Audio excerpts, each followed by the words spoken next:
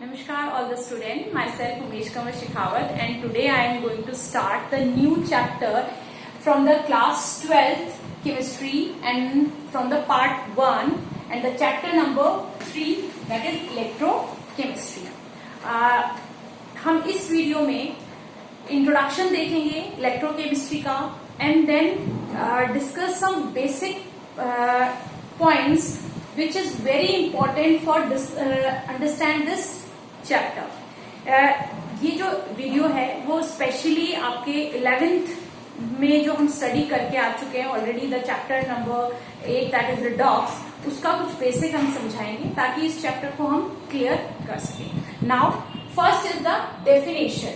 Now definition of the electrochemistry, and we know from the name that electric and the chemical. It means that the electrochemistry is a branch of a chemistry which deals with the electricity and the chemical conversion.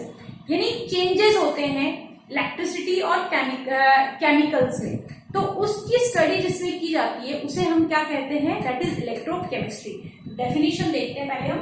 Electrochemistry is the branch of chemistry which deals with the study of chemical changes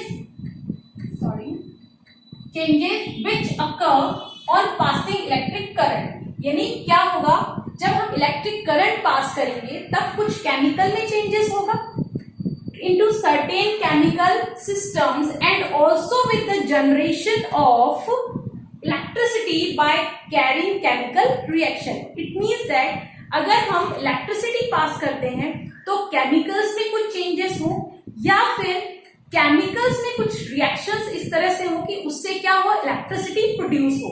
that is the conversion of electricity and the chemical into electricity, electricity into chemical, that is called as electrochemistry. That is chemical energy converted into electrical energy and the electrical energy converted into chemical energy. On the basis of conversion of chemical energy into electrical energy, that is called as electrochemical cell. Electrochemical cell जिसकी study हम next video में देखेंगे. And the electrical energy converted into chemical energy is called as electrolytic cell. Electrolytic cell क्या है ये? Chemical जो है उनमें कुछ चेंजेस होते हैं जिसकी वजह से इलेक्ट्रिसिटी प्रोड्यूस होती है या इलेक्ट्रिसिटी का फॉर्मेशन होता है. एंड दिस चेंजेस यानी chemical to electricity is called as a electrochemical cell. And the second is electrical energy is converted into chemical energy. और कुछ सेल ऐसे होते हैं जिसमें क्या होगा, इलेक्ट्रिकल एनर्जी से केमिकल एनर्जी का फॉर्मेशन होगा. यानी हम अगर इलेक्ट्रिसिटी पास करवाते हैं तो उस कंडीशन के अंदर क्या होगा, केमिकल्स में कुछ चेंजेस आएंगे, तो उसको हम क्या कहेंगे, इलेक्ट्रोलाइटिक सेल. इसके कुछ चीजें हम ऑलरेडी 11th में डिस्कस कर चुके हैं. 11th में हम डैनियल सेल देख चुके हैं इसका, जो हम इस चैप्टर में अगेन स्टडी करेंगे in the next videos. And the electrolytic cell ये हमने 10th क्लास में देखा था.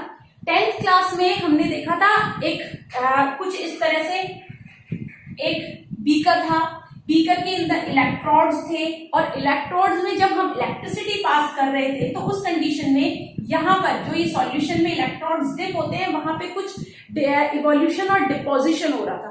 That is the electrolytic cell. इसका ब्रीफ स्टडी हम आगे देखेंगे. This is only for to understand this definition. The topic 1 we will discuss in this chapter, that is the on the basis of passing electricity. Already हम इसको 11th में देख चुके हैं. इलेक्ट्रिसिटी पास करने के बिहाफ पे on in the whole universe जितने भी सब्सटेंस हैं they are divided into 2 parts, that is conductor and non conductor. And simply कह सकते हैं कि जिसमें से इलेक्ट्रिसिटी पास हो जाती है दो substance are called as a conductor, और जिसमें से इलेक्ट्रिसिटी पास नहीं हो सकती, जो अलाउ नहीं करता करंट को, उसे क्या कहेंगे हम, non conductor. That is substance which allow the electric current pass through them are called conductors, and which do not allow the current is called as a non-conductor. जो कंडक्टर्स होते हैं इनका आगे कोई क्लासिफिकेशन नहीं है, बट जो conductors होते हैं उनको अगेन टू पार्ट्स में डिवाइड करते हैं, that is electronic and the second is electrolytic. Now the conductors are again divided into two parts, that is electronic, that also called metallic, and the electrolytic. हम इन दोनों की study difference की form में करेंगे.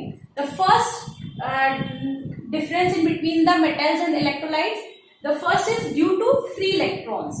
हम ऑलरेडी सॉलिड में भी देख चुके हैं, आयनिक सॉलिड देखा था हमने, मेटालिक सॉलिड देखा था, तो वही चीज है, that is the metallic solid एक तरह से. बट यहाँ पे हम सॉलिड की बात नहीं कर रहे हैं, यहाँ पे हम मतलब ये तो सॉलिड होते हैं, मेटल्स तो ऑल आर सॉलिड, बट जब हम इलेक्ट्रोलाइट्स की बात करेंगे तो इलेक्ट्रोलाइट्स में कई सारी चीजें आ जाती हैं. तो उस कंडीशन में हम यहाँ पे उन्हीं दोनों को ले रहे हैं और कंडक्टिविटी के अंदर उन दोनों को ही स्टडी कर रहे हैं. बट वहां पे सॉलिड के बिहाफ पे हमने क्लासिफिकेशन देखा था, यहाँ पे हम कंडक्टिविटी के बिहाफ पे क्लासिफिकेशन देख रहे हैं. तो दैट इज द इलेक्ट्रॉनिक और metallic, and the second is electrolytic, that is electrolytes also called. First is due to free electron and the electrolyte due to ions in molten and aqueous state. हम जब metals को simply हम metals का example लेते हैं, जैसे metals जो होते हैं उनमें हमने देखा था कि जो इलेक्ट्रॉन्स होते हैं वो फ्लो करते हैं इलेक्ट्रिसिटी का.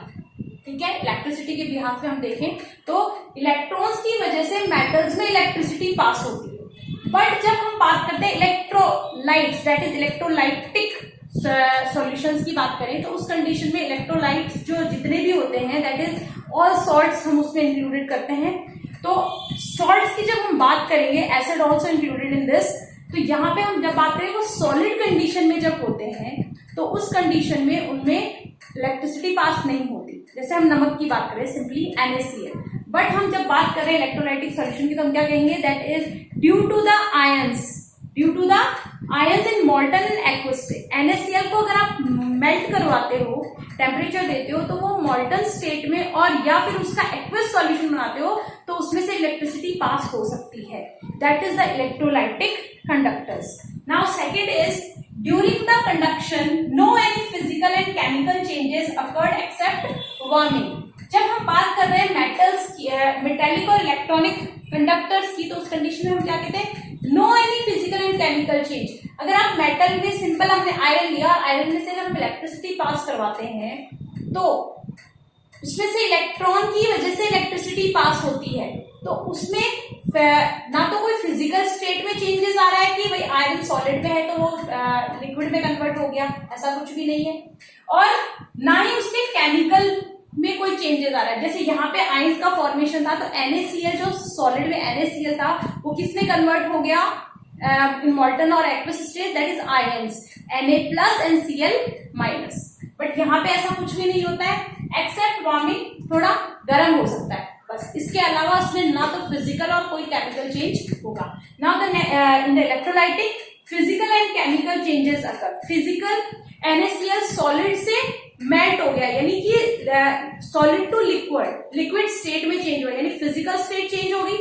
And the chemical changes occur. Chemical NaCl था, अब Na+ Cl- बन गया, तो केमिकली भी क्या आया उसमें चेंजेस. तो in the electrolyte physical and chemical changes occur. Now the third difference is Ohm's law follow but not Faraday. जो इलेक्ट्रॉनिक और मेटालिक कंडक्टर्स होते हैं, दे इसमें Ohm's law को फॉलो करता है बट नॉट Faraday. Faraday और Ohm's law हम नेक्स्ट वीडियोस में जब हम पढ़ेंगे तो उसमें डिस्कस करेंगे. Ohm's law ऑलरेडी आप छोटी क्लासेस में देख चुके हैं. Faraday इसी चैप्टर का पार्ट है, तो उसमें हम इसका लॉ का जो डेरिवेशन वगैरह है वो हम आगे के वीडियोस में देखेंगे.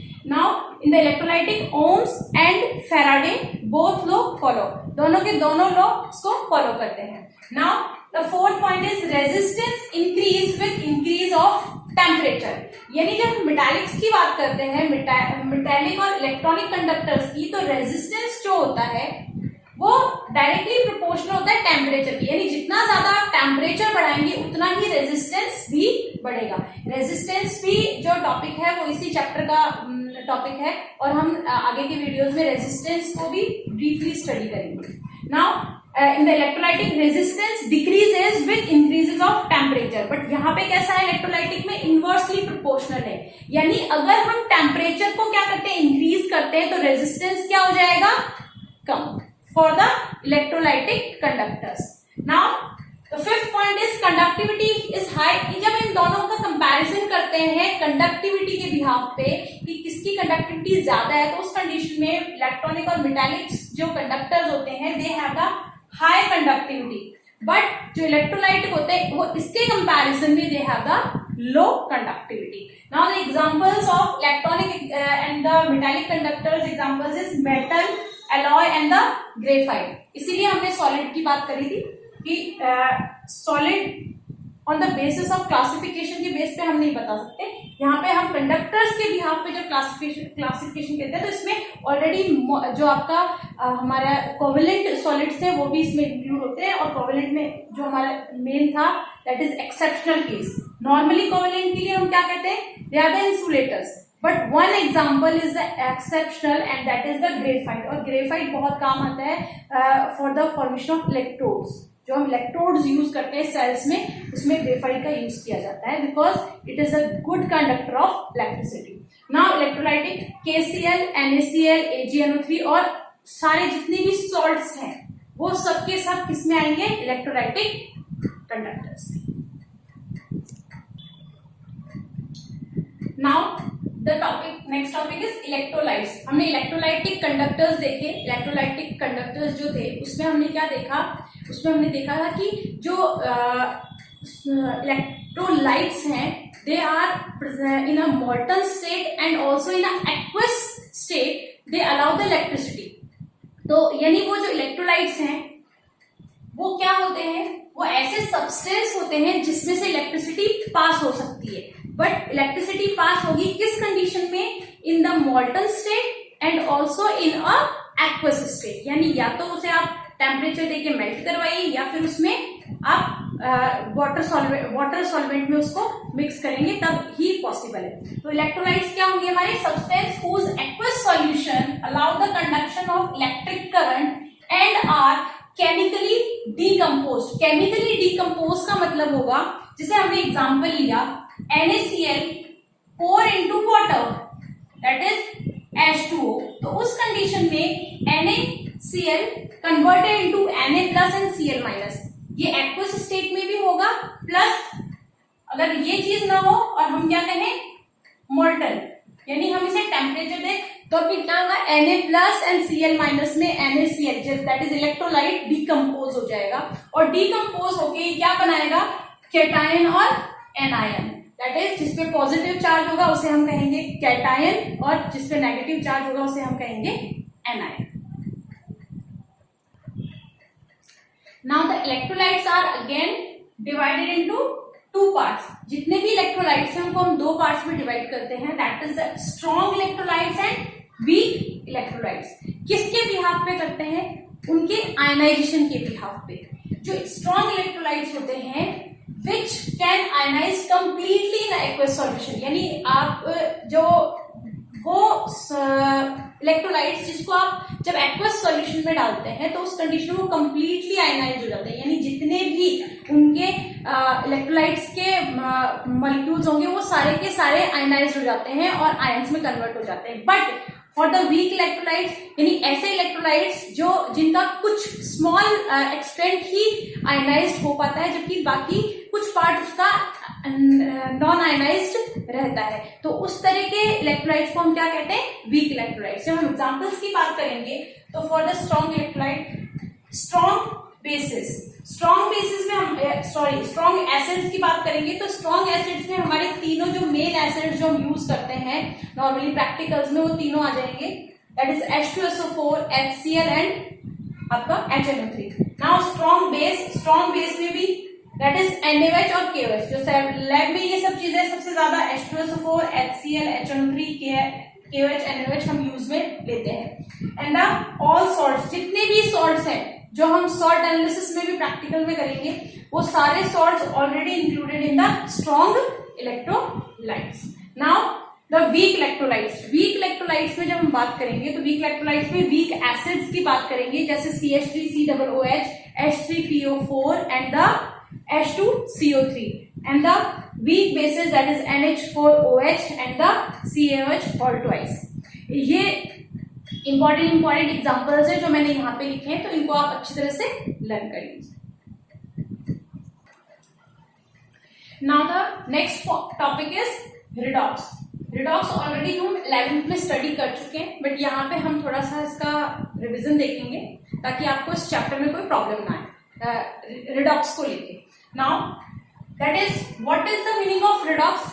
That is redox means that reduction plus oxidation, यानी reduction plus oxidation is called as a redox.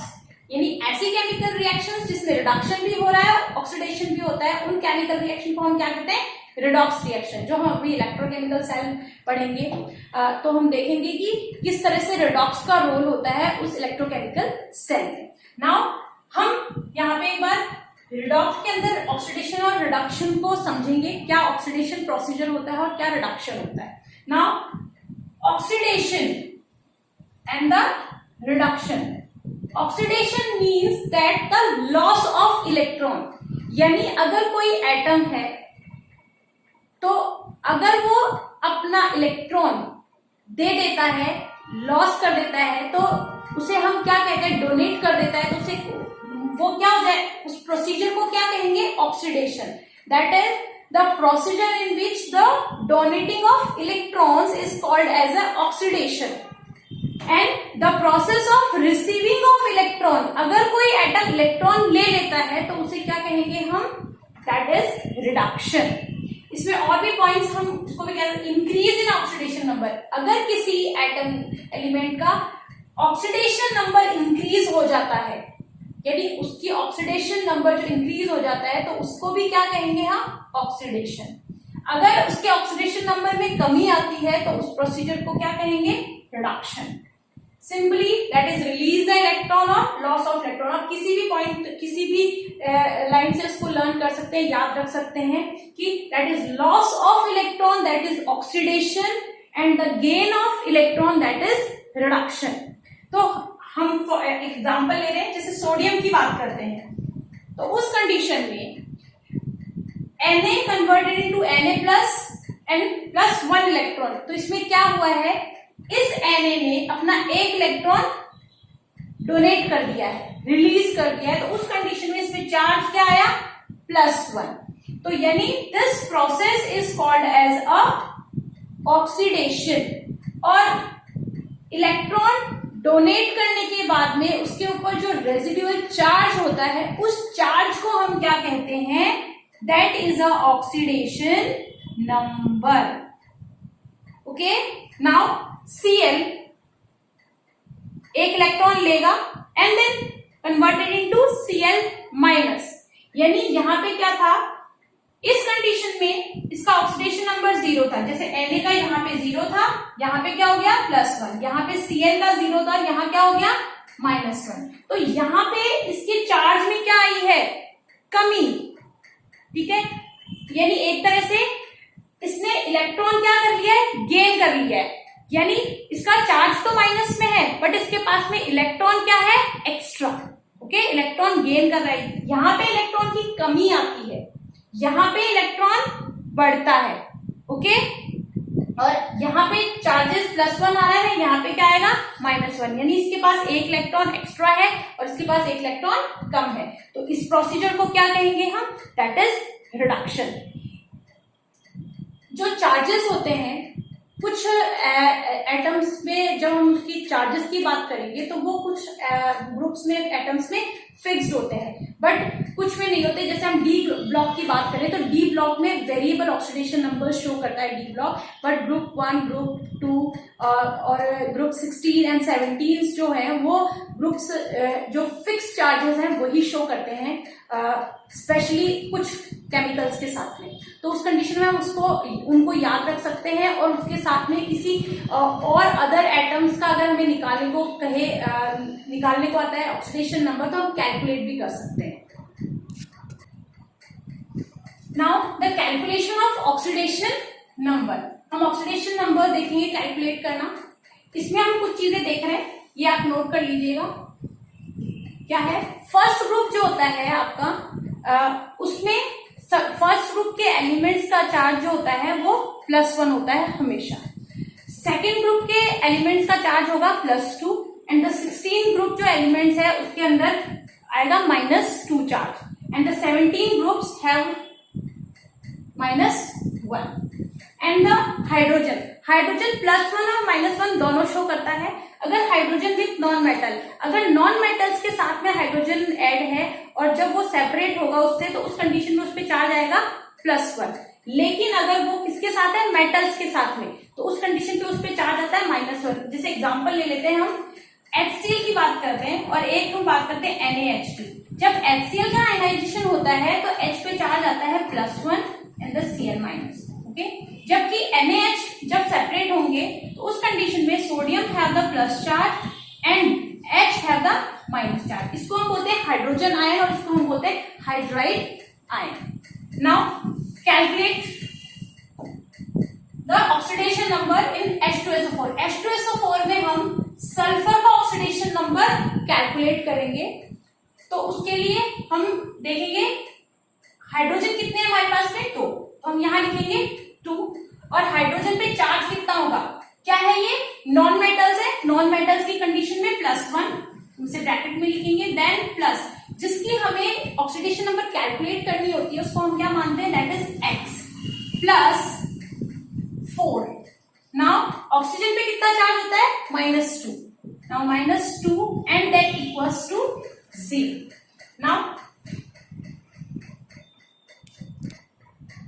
Now the solution of this oxidation number 2 plus X minus 8, X equals to 8 minus 2 and then X equals to +6.